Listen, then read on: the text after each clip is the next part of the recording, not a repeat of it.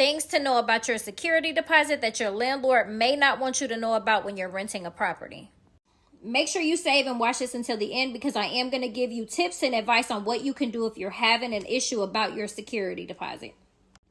And for the purpose of this video, I am going to go over specific laws that are for California residents. However, most of these laws are the same in every state. But if you happen to be in a different state and you need advice, feel free to comment below and I will give you that information directly for your state.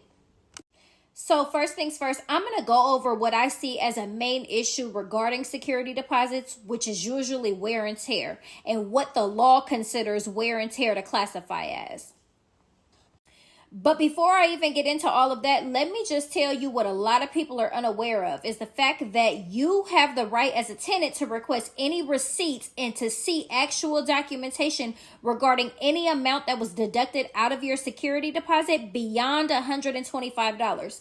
So if they deduct $500 from your security deposit, you have a right to have those receipts in writing. And if they cannot provide them, then they have to give your money back. And in addition to that, they have to provide that documentation to you within 21 days of your last day of tenancy. And if they cannot do so, then again, they have to give your money back. Now, in California specifically, the Civil Code is section 1950.5. That talks all about security deposits, the requirements of your landlord, and what your rights are. Okay, so let's get into normal wear and tear. You move into a unit. This unit has been rented before. You don't know what was actually new, what was replaced, how long it was used, nothing of the sort. But when you get ready to move out, your landlord says he's deducting money out of your deposit to replace the carpets. First thing to know is that your landlord would have to provide proof of when those carpets were purchased and placed in the unit and what the life expectancy was of those carpets. If he purchased some carpets for his unit and it had a 7-year life expectancy of it, the previous tenant lived there for 4 years, and then you lived in the unit for 4 years, that's a total of 8 years. So the life expectancy of those carpets have already came and went, and you wouldn't be required to replace any carpet. And in a situation where the life expectancy of the carpet hadn't run out yet, you still would only be liable for the remainder of that duration of whatever was left. So let's say it had a 7-year life expectancy, but the tenant before you plus you, it only totals 5 years. That's only 2 years left. So it's only a portion of that amount. Another common issue is what a landlord can actually charge for. I've seen landlords attempt to charge to repaint walls. However, the tenant left the walls clean. He just felt like he wanted fresh paint on the walls. Well, the tenant is not responsible for that.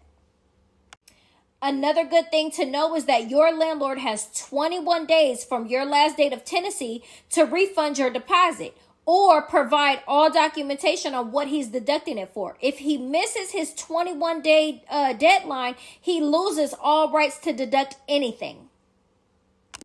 And last but not least, a lot of people give up the fight with their landlords, even when they feel like their landlord is completely wrong in what they're charging them for, because they think that the only recourse they have is to take the landlord to small claims court. But that's not always the case. Every city has what's called a local mediation organization. So you have renters' rights, and there are companies and organizations out there that will fight on your behalf to mediate the situation between you and your landlord. That should always be your first step, because it may not even take as far as you going to small claims. And just to give you guys a quick personal experience of my own, I was 18 years old when I got my first apartment. I moved into this little rundown apartment. The carpets were already messed up, but when I tried to move out, the landlord wanted to charge me to replace the carpets, trying to take my whole security deposit to do so. I reached out to my local mediation organization. They sent a letter on my behalf requesting documentation and proof of when those carpets were first placed in the unit. Needless to say, I got my full deposit back minus like $150 for cleaning. So don't ever give up or feel like you can't get your money back. Now, on another note, if you guys are interested in my deposit recovery kit, comment below and I'll tell you how to get that. On another note, make sure you're following me for more tips and advice on how to get around these things.